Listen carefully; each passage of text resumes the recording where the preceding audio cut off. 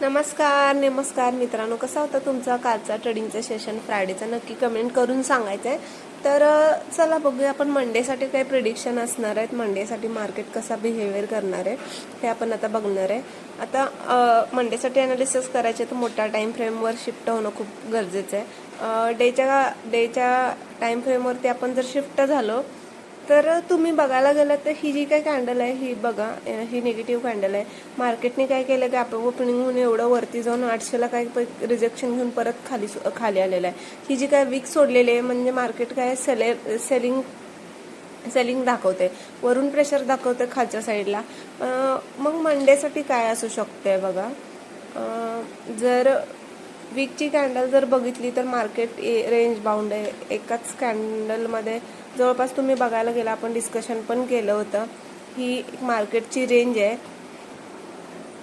एक मार्केटची रेंज आहे, तुम्ही बघू शकता. मार्केट 500 पॉईंटमध्ये फिरते, हे आपण डिस्कशन केलेलं, तुम्ही बघू शकता. 500-550 पॉईंटमध्ये मार्केट फिरते. मार्केट एक रेंज बाउंड आहे, रेंजमध्ये फिरते काय. जोपर्यंत त्या रेंजचा ब्रेकआउट होणार नाही मार्केटला मोठा मोमेंटम येणार नाही. तुम्ही बघू शकताय जवळपास 11 मे पासून आज तारीख बघायला गेली तर 22 मे म्हणजे फ्रायडे, काल 21 मे पर्यंत मार्केट याच रेंजमध्ये फिरते. जवळपास मार्केट काय करते, खाली 23,300ला येते, वरती जाते, परत 23,800ला रेजिस्टन्स घेऊन परत खाली येते, इकडे काय. तर असं चालू आहे मार्केटमध्ये. मार्केटची ही जी काही रेंज आहे ही जर वरच्या साईडला किंवा खालच्या साईडला ब्रेक होणं खूप गरजेचं आहे. जोपर्यंत रेंजचा ब्रेकआउट येणार नाही तोपर्यंत मोठी मोमेंटम आपल्याला निफ्टीमध्ये बघायला भेटणार नाही. तर सध्या न्यूज ही चालू आहेत, त्यामुळं मार्केट कसा बिहेवियर करत आहे काय लक्षात येत नाही आहे. बट प्राइस ॲक्शन बघितला तर 23,000 हा खूपच स्ट्रॉंग बनलेला आहे. इथं बघायला गेलं तर एकदा टॅप झाला, दोनदा टॅप झाला, तीनदा टॅप झाला, पण सस्टेन नाही झाला.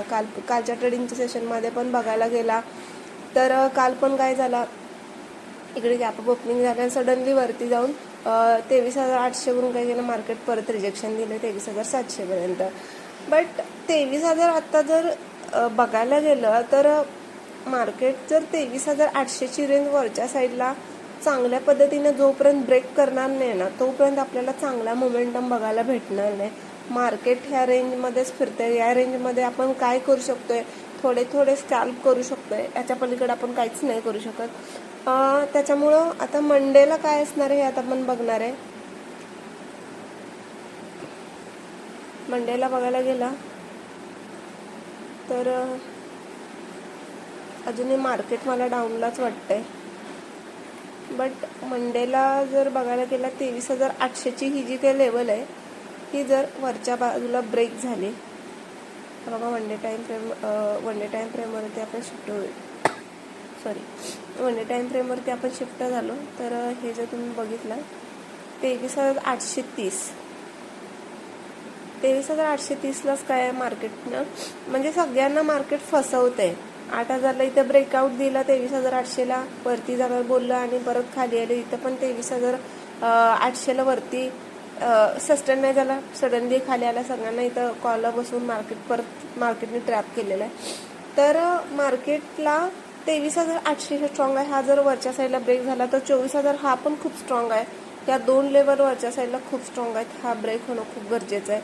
आणि जर स्कॅल्पिंग जर त्यातल्या त्यात आपल्याला ट्रेड करायचा असेल तर उद्यासाठी मला वाटते 23,600ची लेवल जो पण खालच्या साईडला ब्रेक होणार नाही तो पण 23,400 आणि 23,200 दोन टार्गेट बघायला भेटणार नाही. पण उद्या मला आपला वाटते मार्केट FIDIचा डेटा पण आपण बघणार आहे.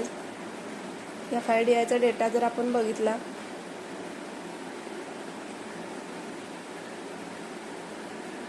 तर डेटा पण पॉझिटिव्ह आहे, तुम्ही बघू शकता कॅशमध्ये. आणि FIDIवाल्यांनी कसे पोझिशन बनवलं ते FIDIवाल्यांचा डेटा पण पॉझिटिव्ह आहे. तर मार्केट उद्या पॉझिटिव्ह वाटते, पण ओव्हरऑल ट्रेंड निगेटिव्ह आहे. पण मार्केट उद्या पॉझिटिव्ह वाटते. तर लक्षात ठेवायचं 23,800चा ब्रेकआउट होणं खूप गरजेचं आहे, तरच आपल्याला वरती 24,000चं टार्गेट भेटू शकतं आहे. तर बँक निफ्टी काय असणार आहे हे आपण आता डिस्कशन करणार आहे. बँक निफ्टी पण बघा, बँक निफ्टी पण काय करते, आपण मोठ्या टाईम फ्रेमवरती शिफ्ट होऊया. मोठ्या टाईम फ्रेमवरती शिफ्ट झालं तर बघायला गेला तर सॉरी 54,473ची जी काही लेवल आहे, मार्केट काय करते इथे सस्टेन करते, बट वरच्या साईडला ब्रेकआउट नाही देत आहे मार्केट. आणि प्राइस ॲक्शन काहीशी मला बुलिश वाटते.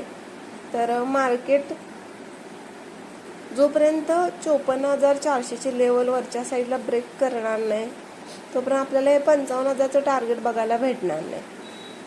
आणि आपण काय डिस्कशन केलेली, ही मार्केटची एक रेंज आहे, मार्केट रेंज बाउंड आहे. तुम्ही बघू शकता एका रेंजमध्ये मार्केट फिरते.